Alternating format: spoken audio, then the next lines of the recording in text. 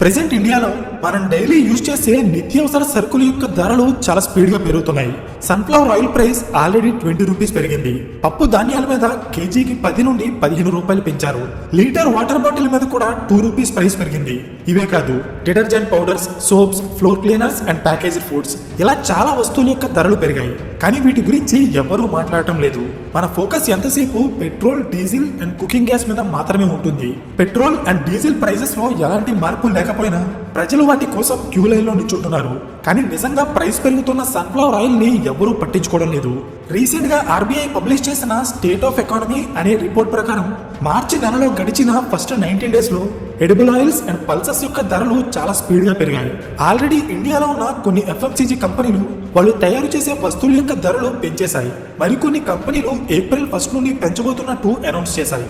So ఇక్కడ question ఏంటంటే, ఎక్కడో మిడిల్ ఈస్ట్ కంట్రీస్ లో జరుగుతున్న యుద్ధం వల్ల మన కిచెన్ లో ఉండే వస్తువుల యొక్క ధరలు ఎందుకు పెరుగుతున్నాయి, ప్రైజెస్ పెరుగుతున్నాయనే విషయం కూడా కస్టమర్స్ కి తెలియకుండా చేసి కార్పొరేట్ కంపెనీలు సైలెంట్ గా మన జేబుకి ఎలా చెల్లు పెడుతున్నాయో నేను ఈ వీడియోలో చెప్పబోతున్నాను. So let's begin. Hello everyone, welcome to today's video and this is your friend Surya. Present ఇండియాలో వస్తువుల యొక్క ధరలు పెరగడానికి కారణం క్రూడ్ ఆయిల్ ప్రైజెస్.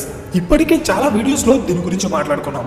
రీసెంట్ గా క్రూడ్ ఆయిల్ ప్రైజెస్ దాదాపు 50% పెరగడం వల్ల దాని ఇంపాక్ట్ ఇండియాలో ఉన్న 2 ముఖ్యమైన ఇండస్ట్రీస్ మీద పడి అవి ఓవరాల్ గా అన్ని వస్తువుల యొక్క ధరలు పెరిగేలా చేస్తున్నాయి.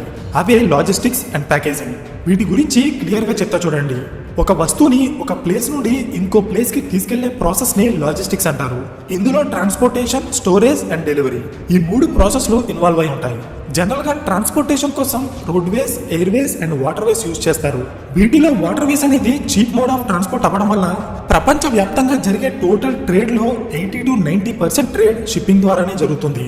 So present middle east countries లో జరుగుతున్న యుద్ధం వల్ల షిప్పింగ్ కంపెనీస్ కి ట్రాన్స్పోర్టేషన్ కాస్ట్ పెరుగుతుంది.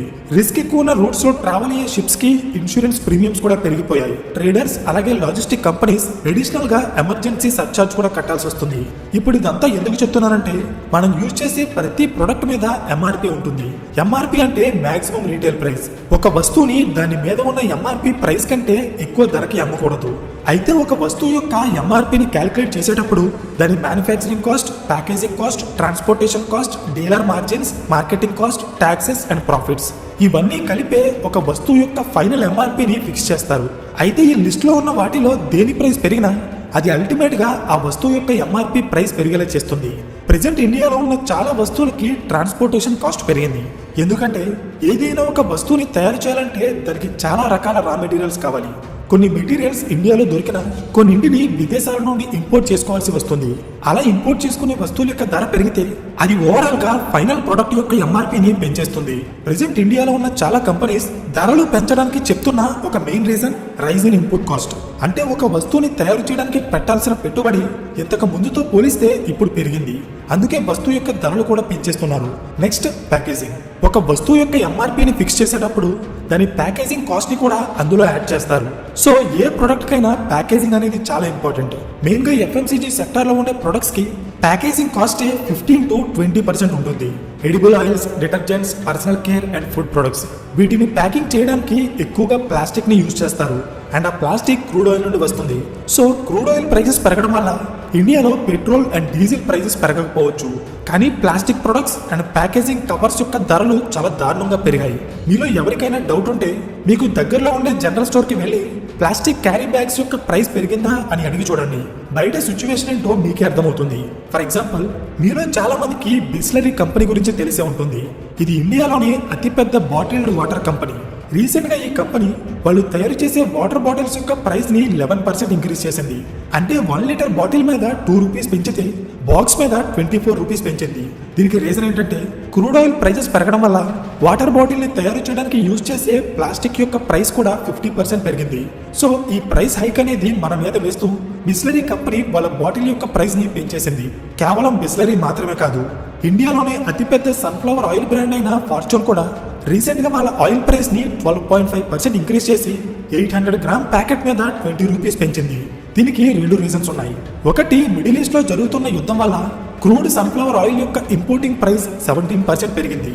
దీనికి తోడు ట్రాన్స్పోర్టేషన్ అండ్ ప్యాకేజింగ్ కాస్ట్ కూడా పెరగడంతో ఫార్చ్యూన్ కంపెనీ వాళ్ళ ఆయిల్ ప్రైజెస్ ని ఇంక్రీజ్ చేసింది. అయితే ఇక్కడ మీకు ఒక ఇంపార్టెంట్ ఇష్యూ గురించి చెప్పాలి. ప్రెసెంట్ ఇండియాలో ఉన్న వస్తువుల యొక్క ధరలు పెరగడానికి మిడిల్ ఈస్ట్ లో జరుగుతున్న యుద్ధం ఒక కారణమైతే, రోజు రోజుకి దిగజారిపోతున్న ఇండియన్ రూపీ మరొక రీజన్. ఇండియన్ రూపీ యొక్క వాల్యూ తగ్గిపోవడం వల్ల మనం విదేశాల నుండి ఇంపోర్ట్ చేసుకునే వస్తువుల యొక్క ధర పెరిగిపోతుంది. ఇది ఎలా జరుగుతుందో ఒక ఎగ్జాంపుల్ తో చెప్తా చూడండి. సపోజ్ ఒక $= = 50 రూపీస్ అనుకుందాం. ఇప్పుడు డైరీ మిల్క్ చాక్లెట్ యొక్క ప్రైస్ ఇంటర్నేషనల్ మార్కెట్ లో $1 ఉంది. కాసేపు ఇంపోర్ట్ ట్యాక్సెస్ ని పక్కన పెడదాం. ఇప్పుడు ఈ చాక్లెట్ ని ఇండియాకి ఇంపోర్ట్ చేయాలంటే 50 రూపీస్ పే చేయాలి. ఒకవేళ ఇండియన్ రూపీ యొక్క వాల్యూ పడిపోయి $1 = 93 రూపీస్ అయితే అప్పుడు సేమ్ చాక్లెట్ కి 43 రూపీస్ ఎక్స్ట్రాగా పే చేయాల్సి వస్తుంది. దీనివల్ల ఆ చాక్లెట్ ఇండియాలో కాస్ట్లీగా మారిపోతుంది. సేమ్ ఇలాగే ఇండియన్ కరెన్సీ యొక్క వాల్యూ పడిపోయిన ప్రతిసారి విదేశాల నుండి ఇండియాకి ఇంపోర్ట్ చేసుకునే వస్తువుల యొక్క ధర పెరిగిపోతుంది. గత కొన్ని రోజులుగా ఇండియన్ రూపీ యొక్క వాల్యూ కంటిన్యూస్ గా పడిపోవడం వల్ల విదేశాల నుండి ఎన్నో రకాల వస్తువులని ఇండియాకి ఇంపోర్ట్ చేసి ఇక్కడ బిజినెస్ చేసే చాలా ఎఫ్ఎంసీజీ కంపెనీస్ వాళ్ళ ప్రొడక్ట్స్ యొక్క ప్రైసెస్ ని 2 to 5% ఇంక్రీజ్ చేశాయి. Like Hindustan Unilever, Dabur, Marico, Parle group, Tata consumer products etcetera. దీనివల్ల మనం డైలీ యూజ్ చేసే చాలా వస్తువుల యొక్క ధరలు పెరుగుతున్నాయి. కానీ దీన్ని చాలా మంది గమనించడం లేదు. సో ఇక్కడ పాయింట్ ఏంటంటే, ఒక వస్తువుని తయారు చేసే ప్రాసెస్ లో రా మెటీరియల్ కాస్ట్ పెరిగినా లేదా ఇన్పుట్ కాస్ట్ పెరిగినా ఏ కంపెనీ కూడా ఆ భారాన్ని భరించదు. ఖచ్చితంగా అది మన మీదే వేస్తారు. అయితే ఈ ప్రైస్ హైక్ ని మన మీద వేయడానికి కార్పొరేట్ కంపెనీలు 2 మెథడ్స్ ని ఫాలో అవుతాయి. ఒకటి డైరెక్ట్ మెథడ్, ఇంకొకటి ఇండైరెక్ట్ మెథడ్. ఇది కాస్త ఇంట్రెస్టింగ్ గా ఉంటుంది, జాగ్రత్తగా వినండి. డైరెక్ట్ మెథడ్ లో ప్రొడక్ట్ యొక్క మ్యానుఫ్యాక్చరింగ్ కాస్ట్ పెరిగినా, ట్రాన్స్పోర్టేషన్ ఆర్ ప్యాకేజింగ్ కాస్ట్ పెరిగినా ఆ ప్రైస్ ని ఫైనల్ ఎంఆర్పి మీద వేసి ఓవరాల్ గా దాని ధర పెంచేస్తారు.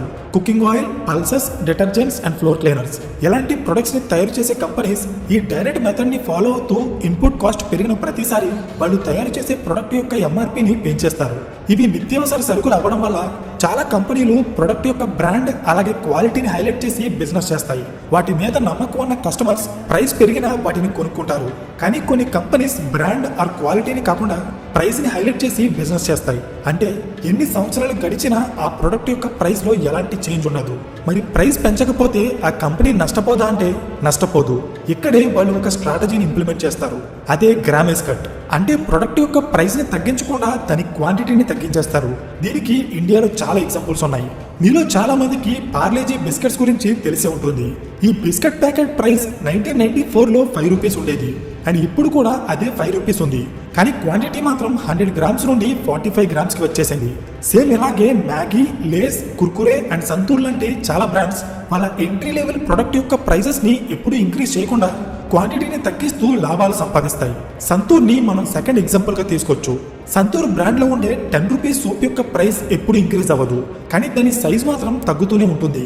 దీన్నే గ్రామేజ్ కట్ అంటారు. సో కార్పొరేట్ కంపెనీస్ కొన్ని ప్రొడక్ట్స్ యొక్క ప్రైజెస్ ని ఫిక్స్డ్ గా వచ్చినట్టే నమ్మిస్తూ మన పాకెట్ నుండి డబ్బులు ఎలా లాగుతాయో మీకు అర్థమైంది అనుకుంటున్నాను. అయితే ఈ ప్రైస్ హైక్ ని కస్టమర్స్ అందరూ ఒకేలా తీసుకోరు. ఫర్ ఎగ్జాంపుల్, కొంతమంది ప్రజలు కొన్ని బ్రాండ్స్ కి స్టిక్ అయి ఉంటారు. ప్రైస్ ఎంత పెరిగినా వాళ్ళు ఆ బ్రాండ్ ని మార్చరు. వీళ్ళనే లాయల్ కస్టమర్స్ అంటారు. కానీ ఇండియాలో ఈ లాయల్ కస్టమర్స్ యొక్క సంఖ్య చాలా తక్కువగా ఉంటుంది. ఎందుకంటే ఇండియా ఒక ప్రైస్ సెన్సిటివ్ మార్కెట్. అంటే ఇక్కడ కస్టమర్స్ బ్రాండ్ కంటే ప్రైస్ కే ఎక్కువ ఇంపార్టెన్స్ ఇస్తారు. సో ఇలాంటి మార్కెట్ లో కంపెనీలు కంటిన్యూస్ గా ప్రైస్ ని పెంచుకుంటూ వెళ్తే అప్పుడు కస్టమర్స్ బ్రాండెడ్ ప్రొడక్ట్స్ ని కాకుండా లోకల్ ప్రొడక్ట్స్ ని కొనడం మీద ఎక్కువ ఇంట్రెస్ట్ చూపిస్తారు. బికాస్ బ్రాండెడ్ ప్రొడక్ట్స్ ని కొన్నప్పుడు మనం పెట్టే ప్రతి రూపాయి ఆ ప్రొడక్ట్ యొక్క క్వాలిటీకి వెళ్ళదు. అందులో కొంత భాగం బ్రాండ్ వాల్యూకి వెళ్ళిపోతుంది. ఫర్ ఎగ్జాంపుల్, మీరు లోకల్ రైస్ ని అలాగే బ్రాండెడ్ రైస్ ని కంపేర్ చేస్తే అక్కడ ఉండే రైస్ ఒకటే, కానీ బ్రాండెడ్ రైస్ యొక్క ప్రైస్ లోకల్ రైస్ తో పోలిస్తే చాలా ఎక్కువగా ఉంటుంది. సో ప్రైజెస్ ని ఎక్కువగా పెంచితే కస్టమర్స్ బ్రాండ్స్ ని వదిలేసి లోకల్ ప్రొడక్ట్స్ కి షిఫ్ట్ అయ్యే అవకాశమే ఎక్కువగా ఉంది. దీనివల్ల కార్పొరేట్ కంపెనీస్ నష్టపోతే లోకల్ గా బిజినెస్ చేసుకునే వెండర్స్ లాభపడతారు. నెక్స్ట్ మీరు తెలుసుకోవాల్సిన మరొక ఇంపార్టెంట్ విషయం ఏంటంటే, మనం డైలీ తినే రైస్, వెజిటేబుల్స్ అండ్ పల్సెస్ యొక్క ధరని వాటిని పండించడానికి యూజ్ చేసే ఫెర్టిలైజర్స్ కూడా చాలా ఇంపాక్ట్ చేస్తాయి. దీని గురించి ఎందుకు చెప్తున్నానంటే, ఇండియా ప్రపంచంలోనే second largest fertiliser consuming country. అంటే మన దేశంలో పండించే పంటలకి మనం యూరియా, డిఏపి అండ్ పొటాష్ లాంటి ఫెర్టిలైజర్స్ ని చాలా ఎక్కువగా యూజ్ చేస్తాం. అండ్ ఈ ఫెర్టిలైజర్స్ ని మనం విదేశాల నుండి ఇంపోర్ట్ చేసుకుంటాం. ఫర్ ఎగ్జాంపుల్, ఇండియా ఇంపోర్ట్ చేసే టోటల్ ఫెర్టిలైజర్స్ లో దాదాపు 63% యూరియా, 50% డిఏపి, అలాగే 80% ఫాస్ఫరిక్ యాసిడ్ మనకి మెయిన్ గా మిడిల్ ఈస్ట్ కంట్రీస్ నుండి వస్తుంది. వీటిని ఎక్కువగా Oman, Saudi Arabia, Qatar and UAE లాంటి దేశాలు సప్లై చేస్తాయి. కానీ రీసెంట్ గా స్ట్రైట్ ఆఫ్ హార్మోజ్ ని క్లోజ్ చేయడం వల్ల ఇండియాలో ఫెర్టిలైజర్స్ ని తయారు చేసే కంపెనీస్ కి రా మెటీరియల్ సప్లై ఆగిపోయి కొన్ని కంపెనీలు ప్రొడక్షన్ ని తగ్గిస్తే మరికొన్ని కంపెనీలు ఏకంగా షట్ డౌన్ అయిపోయాయి. ఫర్ ఎగ్జాంపుల్, తెలంగాణలో ఉన్న Ramagundam fertilisers and chemical limited RFCL అనే కంపెనీ రీసెంట్ గా వచ్చిన అమోనియా షార్టేజ్ వల్ల వాళ్ళ ప్రొడక్షన్ ప్లాంట్ ని షట్ డౌన్ చేసింది. దీనితో పాటు IFFCO అనే మరొక ఫెర్టిలైజర్ కంపెనీ కూడా షట్ డౌన్ అయింది. షట్ డౌన్ అయిన కంపెనీసే కాకుండా ప్రొడక్షన్ తగ్గించిన కంపెనీస్ యొక్క డేటా కూడా నేను స్క్రీన్ మీద ఇచ్చాను చూడండి. ప్రెసెంట్ ఇండియాలో ఉన్న చాలా రాష్ట్రాల్లో యూరియా దొరకక రైతులు చాలా ఇబ్బంది పడుతున్నారు. ఇలాంటి టైంలో ఫెర్టిలైజర్ షార్టేజ్ వస్తే అది ఫుడ్ గ్రెయిన్స్ యొక్క ప్రొడక్షన్ ని తగ్గించడమే కాకుండా ఓవరాల్ గా ఫుడ్ ప్రొడక్ట్స్ యొక్క ప్రైజెస్ ని పెరిగేలా చేస్తుంది. దీని ఇంపాక్ట్ ఇమీడియట్ గా కనిపించకపోవచ్చు, కానీ రోజులు గడిచే కొద్దీ మీరు తినే రైస్, పప్పులు అలాగే కూరగాయల యొక్క ధరలు పెరగడాన్ని గమనిస్తారు. ఫుడ్ ప్రొడక్ట్స్ మీద దీని ఇంపాక్ట్ ఎలా ఉంటుందనేది మనకి మరికొన్ని రోజుల్లో తెలుస్తుంది. సో ఇది ఇండియన్ FMCG సెక్టర్ యొక్క కరెంట్ సిచ్యువేషన్. ఈ వీడియో మీకు ఇన్ఫర్మేటివ్ గా అనిపిస్తే ఖచ్చితంగా లైక్ చేయడం మర్చిపోకండి. అండ్ ఇలాంటి మరిన్ని వీడియోస్ కోసం ఛానల్ని సబ్స్క్రైబ్ చేయండి.